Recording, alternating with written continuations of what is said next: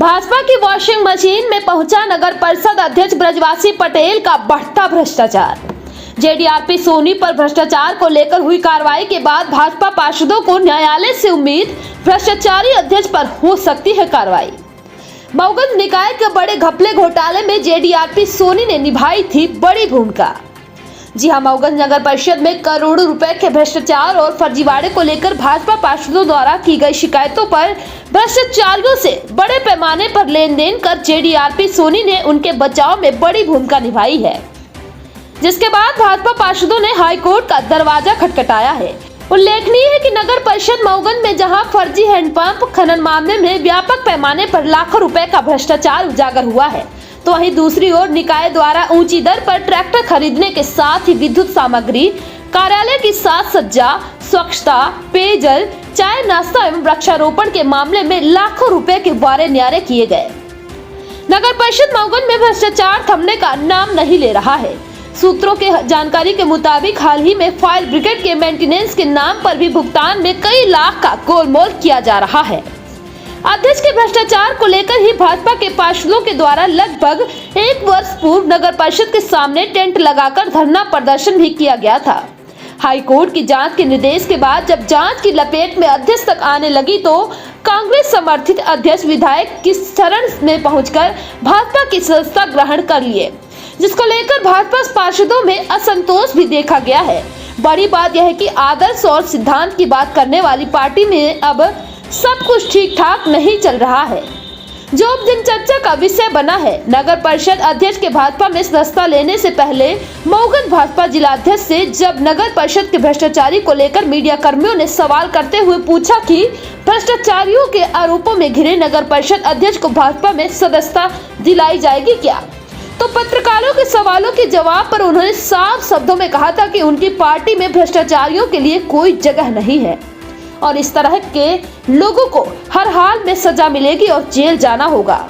भाजपा जिलाध्यक्ष की बात यह मऊगंज विधायक को सहन नहीं हुई और उनके जवाब में 2-3 दिन बाद ही माननीय विधायक जी ने नगर परिषद अध्यक्ष ब्रजवासी पटेल को अपने साथ बीजेपी कार्यालय भोपाल ले जाकर सदस्यता दिला ही दी। वहीं दूसरी ओर बड़ी खबर आ रही कि अध्यक्ष ब्रजवासी पटेल की भाजपा में शामिल होने के बाद हाईकोर्ट जाने वाले भाजपा पार्षदों पर मऊगंज विधायक ने पार्टी संगठन के निर्देशों का हवाला देते हुए भ्रष्टाचार के खिलाफ मामले पर थम जाने की बात आ रही है। बदले में उन्हें पीआईसी में शामिल होने का ऑफर भी मिल रहा है। ऐसे में अभी तक भ्रष्टाचार का विरोध कर पार्षद कितने दिनों तक मोर्चा संभाले रखेंगे, यह भविष्य के गर्त में है। अब आइए अंत में सुनते हैं नगर परिषद अध्यक्ष ब्रजवासी पटेल अब जब भाजपा की वॉशिंग मशीन से नीट और क्लीन होकर निकलने के बाद मऊगंज आकर क्या कुछ कहा। और अब देखना है कि किस विकास की बात अध्यक्ष जी कर रहे हैं और वह विकास की गंगा मऊगंज में कैसे बहेगी, तो देखते रहें अंत तक। खबर अच्छी लगी हो तो कमेंट बॉक्स में कमेंट जरूर करें और चैनल को सब्सक्राइब करना बिल्कुल ना भूलें। जैसा कि आपके द्वारा कहा गया कि विकास को लेकर भाजपा की सदस्यता ग्रहण की है, क्या कहेंगे? नहीं, हमारा उद्देश्य कुल मिलाकर शुरू से जब ये नगरीय निकाय का चुनाव हुआ था, नगरीय निकाय चुनाव संपन्न होने के बाद जब परिस्थितियां मऊगंज की ऐसी बनी कि 9 बीजेपी के पार्षद जीत के आए हैं तो उनका तो निश्चित है,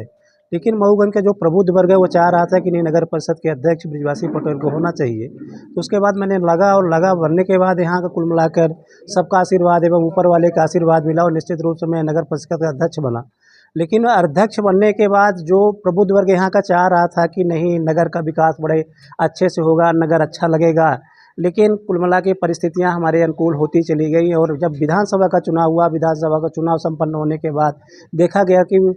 पूरा का पूरा प्रदेश भारतीय जनता पार्टी में हो चुका है और हमारे मऊगंज के विधायक भी दूसरी बार जीत करके यहाँ से गए। तो बाद में धीरे धीरे यह लगने लगा कि नहीं, अब नगर का विकास धीरे धीरे अवरुद्ध होगा और नगर का विकास जो परिस्थितियां मऊगंज की थी जिसके लोगों ने हमें जिताया और लगा लोगों को कि नहीं, मऊगंज का विकास बड़ा तेज़ी से होगा, वह विकास अवरुद्ध हो जाएगा और आने वाले समय में जब हमारा कार्यकाल खत्म होगा तो जिस तरह से पूर्व